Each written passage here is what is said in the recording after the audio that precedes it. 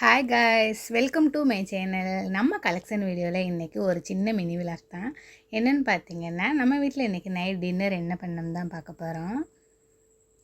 ரொம்ப நாளாக பசங்க சப்பாத்தி கேட்டுக்கிட்டு இருந்தாங்க. ஆனால் சப்பாத்தி நாங்கள் வீட்டில் போடவே இல்லை. சரி இன்றைக்கி போடுவோம் அப்படின்னு சொல்லிட்டு போட்டால் குழம்பு எதுவும் இல்லை.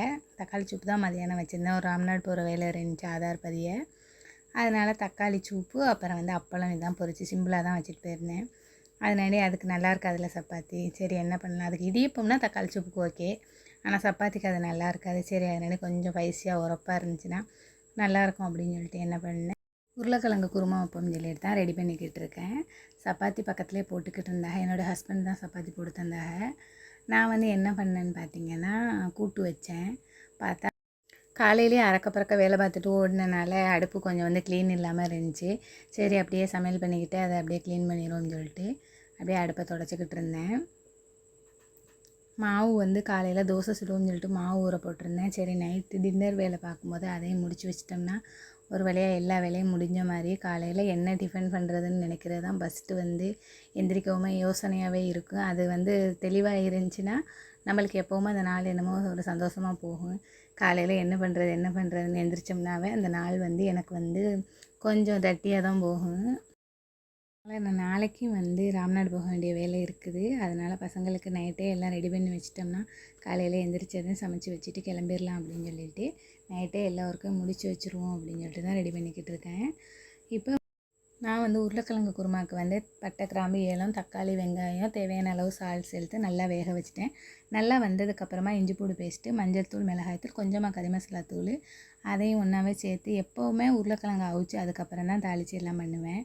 ஆனால் இன்றைக்கி டைம் இல்லை. அதனால் என்ன பண்ணிட்டேன்னு பார்த்தீங்கன்னா, நான் எல்லாத்தையும் ஒன்றாவே போட்டு ஒரு 4 விசில் அடித்து எடுத்துக்கிட்டேன். 4 விசில் அடித்ததுக்கப்புறமா அதை ஸ்டவ்வை ஆஃப் பண்ணிவிட்டு திறந்து பார்த்தா கொஞ்சம் தண்ணி மாதிரி இருந்துச்சு. இப்போ தான் நான் என்ன பண்ணேன்னு பார்த்தீங்கன்னா, தேங்காய் ஒரு 4 சில்லு எடுத்து அதை நல்லா நைஸாக அரைச்சி கெட்டிப்பால் எடுத்து அதையும் சேர்த்துக்கிட்டு ஒரு 4 கொதிக்க வச்சு கொதிச்சதுக்கப்புறமா இறக்கி சர்வ் பண்ணியாச்சு. சில நேரத்தில் நம்ம பார்த்து பக்கத்துலேயே நின்று ரொம்ப வச்சு எல்லாம் பண்ணுவோம். ஆனால் அன்றைக்குன்னு உள்ள டேஸ்ட்டு கொஞ்சம் வித்தியாசமாக அமையும்.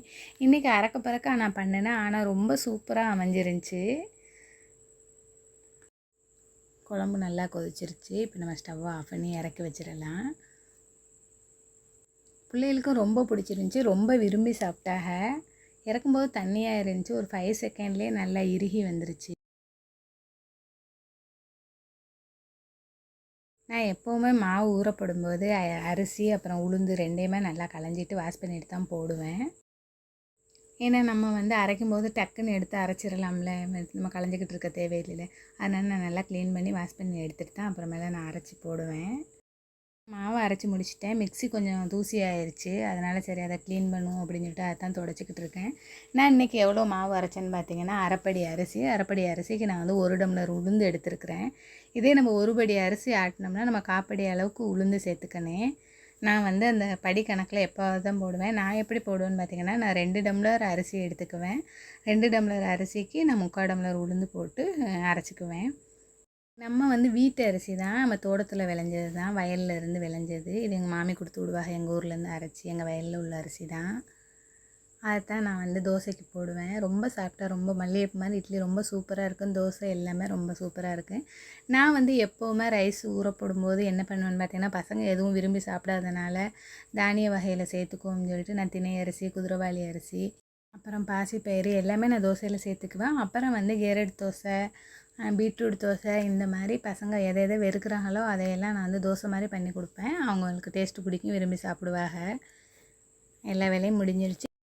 நான் மிக்ஸியும் ஓரளவு க்ளீன் பண்ணி எடுத்துக்கிட்டேன். அவ்வளோதான். இனி இதுக்கு க்ளீன் பண்ணலை, ஏன்னா டைம் இல்லை, நாளைக்கு பார்த்துக்கலாம்னு சொல்லிட்டு எடுத்து வச்சாச்சு. நம்ம மாவு அரைச்சி எடுத்துகிட்டு கடைசியாக அந்த மிக்ஸி இருக்கும்ல, அதில் நம்ம அந்த மாவுக்கு தேவையான அளவு உப்பு சேர்த்து ஒரு பல்ஸ் மூடில் ஒரு அடி அடித்து எடுத்துக்குவேன். அந்த தண்ணியை சேர்த்து தான் இப்போ நான் பிணைஞ்சு எடுக்கிற மாவை. இது நம்ம மிக்சியில் அரைச்ச மாவு தான். மிக்சியில் எப்படி ஆட்டி இட்லி சுடுறிய கெட்டியாக எப்படி வருதுன்னு கேட்குறாங்க பாதி பேர். அது மிக்சியில் அரையும். இந்த மிக்ஸி நான் எதில் வாங்கினேன்னு பார்த்தீங்கன்னா, மாஸ்டர் சிப்பில் தான் இந்த மிக்ஸி அறிமுகமானுச்சு. இது நான் வாங்கி இப்போ எப்படியும் 5 இயர்ஸ் கிட்டால இருக்கும். ரொம்ப சூப்பராக இருக்குது இந்த மிக்ஸி. எந்த ப்ராப்ளம் எனக்கு கிடையாது. நான் ஆன்லைனில் தான் வாங்கினேன், அமேசானில். ஓகே காய்ஸ், இதான் நம்ம வீட்டு நைட் டின்னர். தேங்க்ஸ் ஃபார் வாட்சிங்.